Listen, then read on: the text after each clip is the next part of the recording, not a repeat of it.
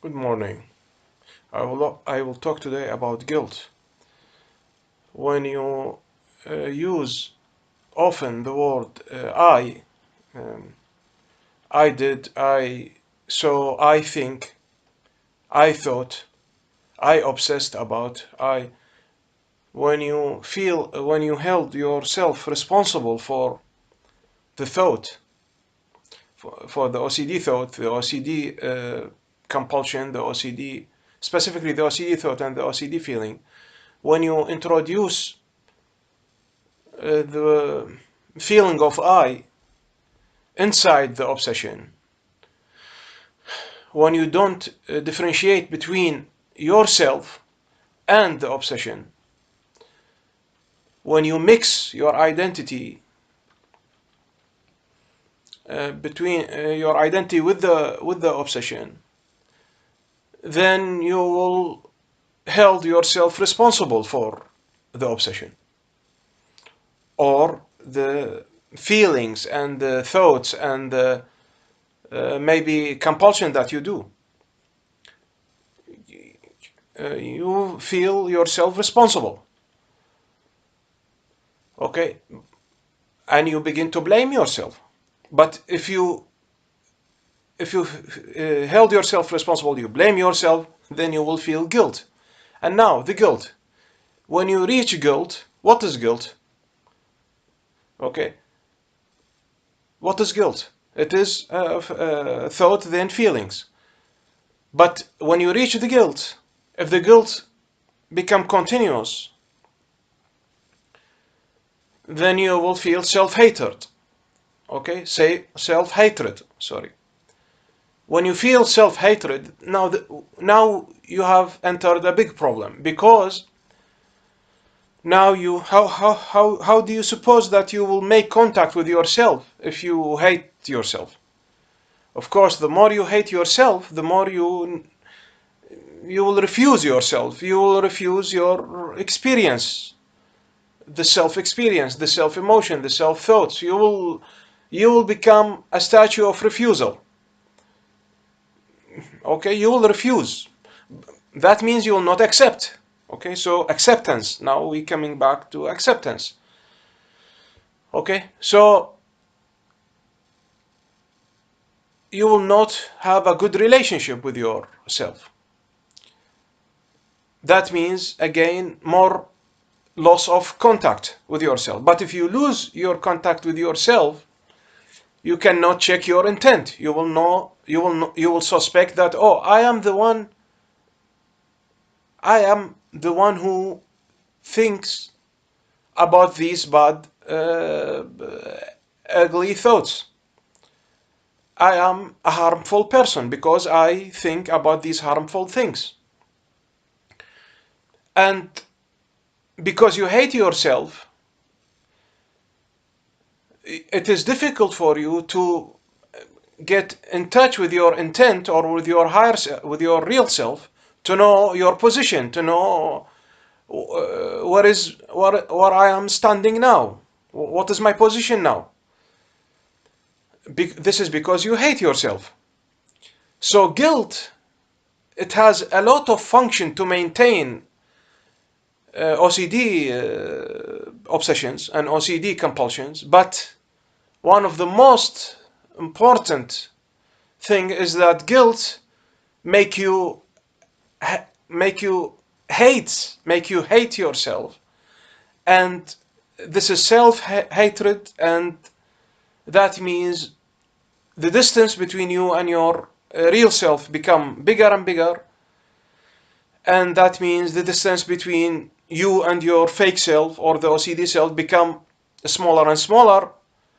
And so the more now you are near yourself, your OCD self, that means you have the glasses and the colors of your OCD self, so you will see what the OCD self sees, and now the guilt will increase, because OCD self will always try to make you guilty. Why? To do the compulsion. It says to you, Okay, you are responsible for that. Now you feel guilty. Because of this guilt, you feel a lot of anxiety. Now, to remove the anxiety, to decrease the anxiety, do a compulsion. This is what the OCD self says. Do a compulsion. You want the anxiety to decrease? Do a compulsion. Okay, so you will do the compulsion and you will fear more guilt and you will fuse more with the OCD self. So, of course, you do the compulsion to decrease the anxiety, but you should discover that you can never decrease the feeling of OCD self. OCD self has its own feeling, has its own thoughts, okay, has its own sensations. The OCD self, you can never play with you can never decrease the anxiety of the OCD self, the the thoughts. You change the thoughts of the OCD self. You change the sensation of the OCD self. Why? Because OCD self is fake. This is not you. How can you change something which is the feeling of someone which is not you? It is difficult. Okay, so you have no control on the feelings and the obsessions and the sensations of the OCD self because it is not you. It is a fake self. It is okay. So you will never decrease that. No, the more you fulfill the wishes of the OCD self by doing compulsions like struggling, rethinking, or simply an external compulsion.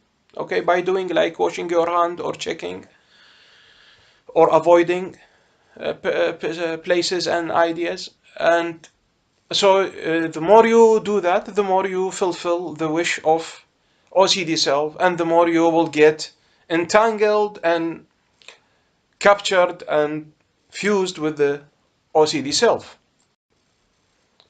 So now when you are in the position of the OCD self, what will you see? What shall you see? What are the things that you will see? You will see what the OCD self sees. You have the glasses of the OCD self. Okay, so let us now, you are there nearby the OCD self and you get it triggered. You want to check if everything is all right. Okay, after the trigger, you want to check if everything is all right. So you check your values, your assets. So I'm in the place of your values. You try to make contact with your real self, but now you are far away from your real self. What shall you get? You will get incompetency because now you are in the world of OCD self. So you want to check if everything is all right. Of course, what shall you check? You will check your goals and your values. You will see incompetencies and fear and anxiety. And it is always guilt and fear when you check from the position of the OCD self. And you try to change. You try to change these feelings. Okay? Of course, not fulfilling values and goals gives fulfillment, gives it is something that you need.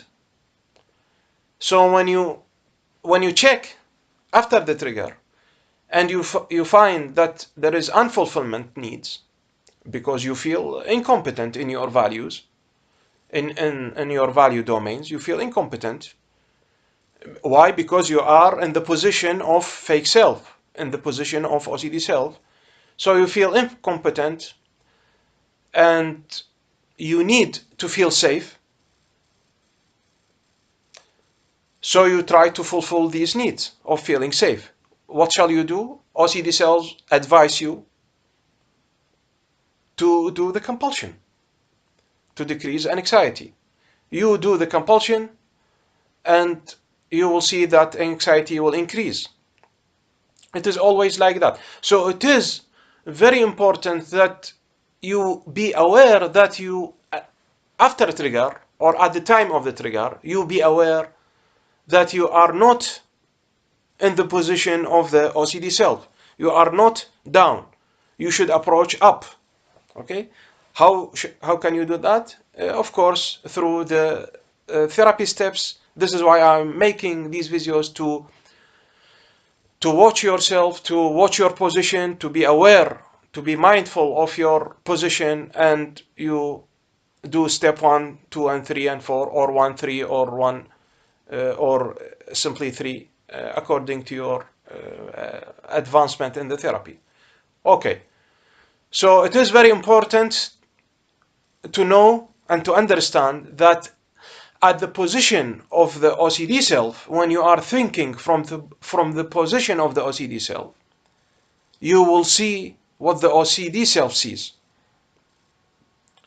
You will hate what the OCD self hate. You will sense and feel and think what the OCD sense and think and feel. Okay? So it is important to be aware of that.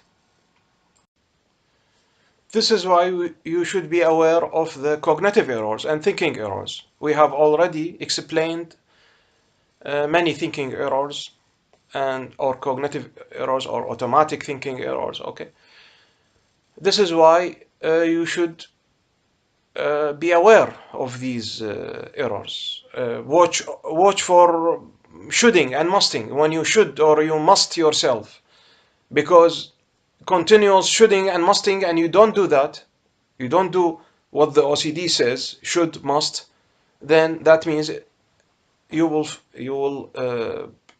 feel guilty. Okay, because this is what the OCD self wants you. Okay, so please try to correct also your language while talking to yourself. When you say you should differentiate between thinking and thoughts coming to you.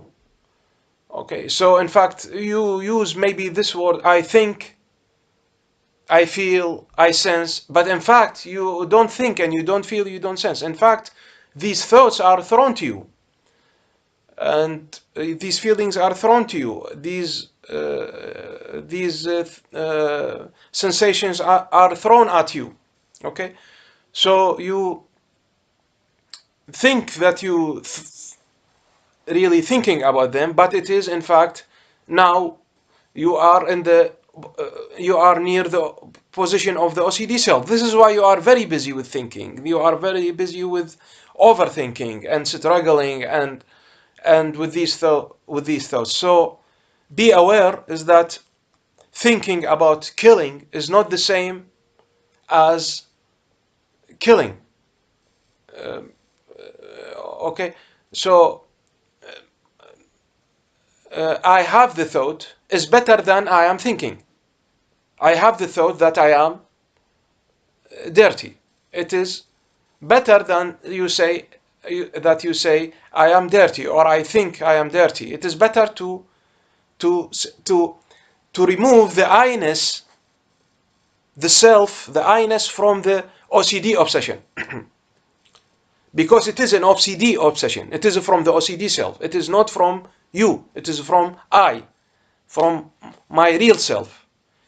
So also because if you watch how clients talks to the OCD therapist or talks with me, I should continuously correct the language instead of saying I think, I feel, no, OCD feelings is not feelings. They are electrical signals. They felt as a feeling. You feel them as a feeling, but it is not a feeling. It is fake feeling, fake thoughts, fake sensations. OCD self makes you feel like that, makes you sense like that, makes you. It is not you. It is not you. It is not you. It is the OCD self. Okay. So please correct. Try to watch for this language that you don't think this blasphemous thoughts. You don't think these harmful thoughts. They are thrown at you, and you are afraid of them. This is why you are busy with them, struggling with them, so you think them, you sense them, you feel them, but they are not you. Okay, you are because of cognitive errors and many errors, you think that you are thinking them, and you are, when you busy fighting them, then you will, of course, you will believe that you are thinking them because you are fighting them. And we say to you, no, stop, don't fight with them, don't struggle with them. They are OCD thoughts. The more you struggle with OCD self, you can never win. You will you will get more and more trapped and entangled and fused with the OCD self. The more you neglection. So 1 2 3, or better 1 3 1 3. If it we say if 1 3 is difficult, step 1 step 3 is difficult. So step 1 without step 2, directly immediately to step 3. That means refocusing. If it is difficult, then we are introducing to you step 2, and with all these explanations about the self and the fake self and the OCD self, okay, to be more aware, so that it makes refocusing for you, it makes it simple. Okay, and the more you practice refocusing, the more you will strengthen your real self, the more you will strengthen your connection with your intention, the more you will be sure with your intention. Okay, so you will have less guilt, less shame, less self-hatred. Okay, and that means you will decrease the I-ness of the OCD self, because OCD self is the I of OCD. It is not my I. It is not me. OCD self is not me. It is its self. The OCD self. It is not me. This is step 2. It is not me. It is the OCD self. Okay. Of course, you don't try not to make these long discussion with the OCD self. No, you do that offline.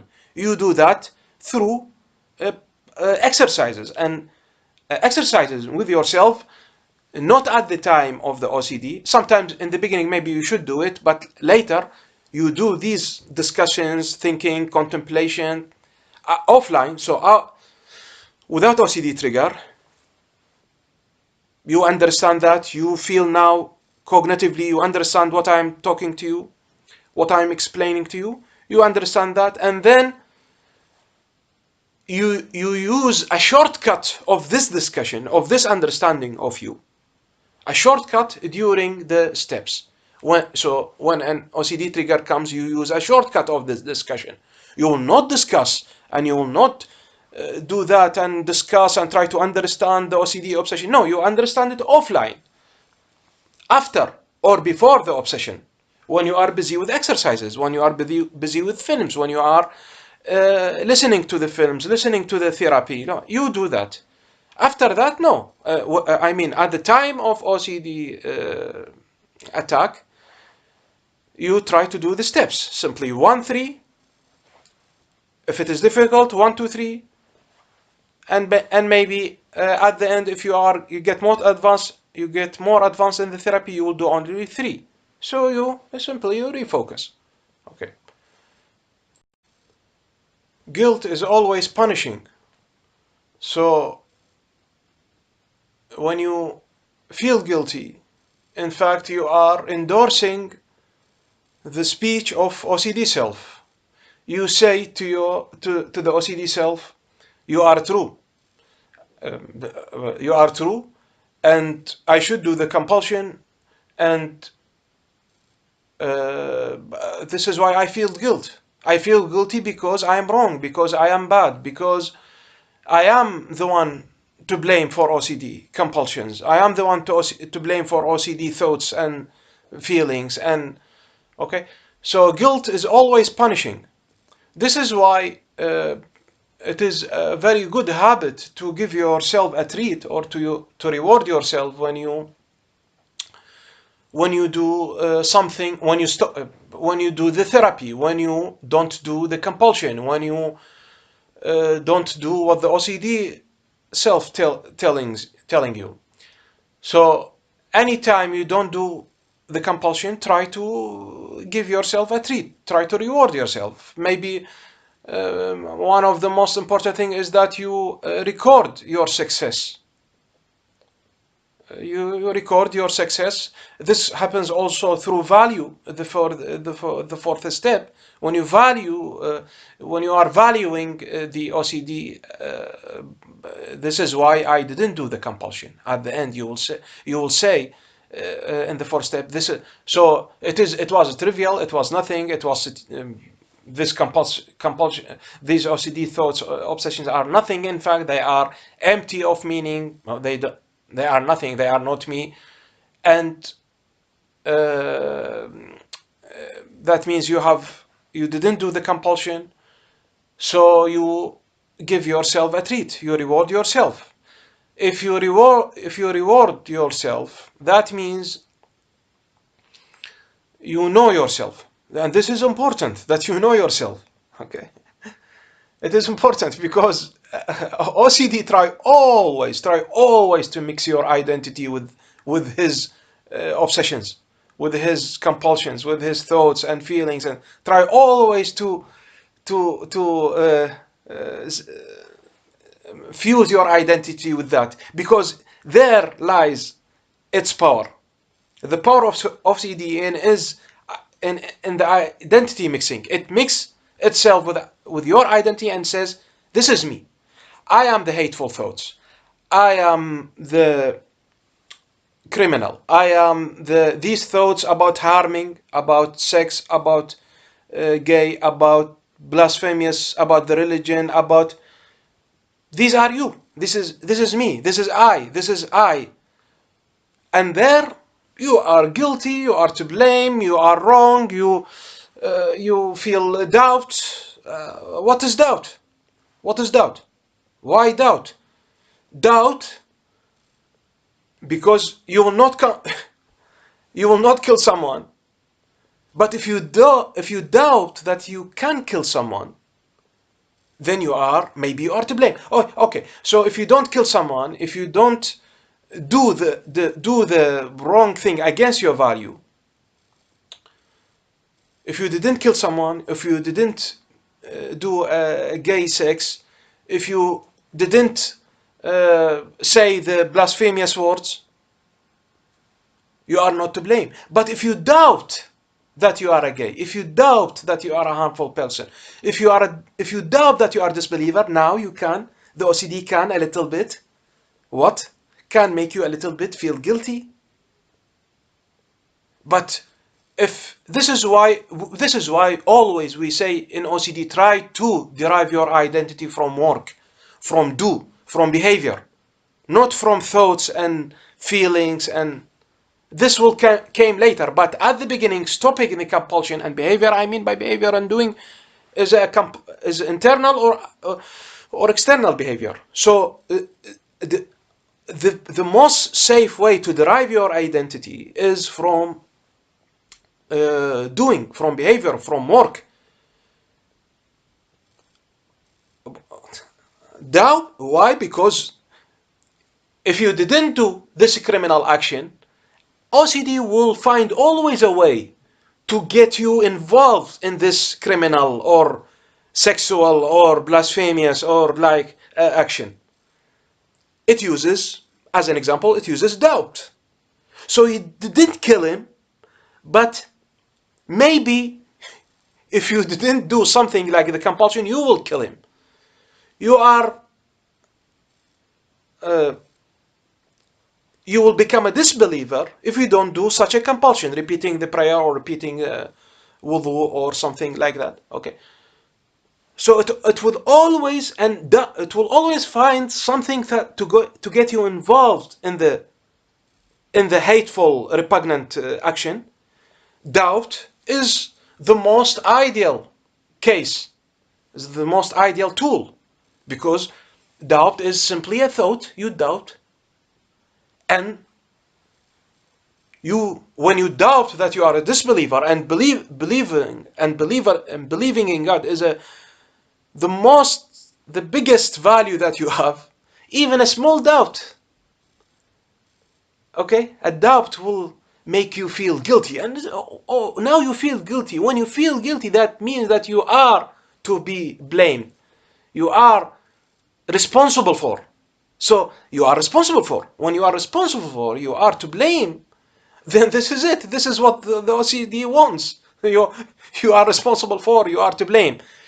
When you feel that, you believe that, then it will increases and you will get in a negative spiral. It will increases and go downs, and the more you go down, the more you will mix with the OCD self, and it will increase. Okay, so please make sure to understand this identity and OCD, my identity. Why OCD try always to mix itself with your identity.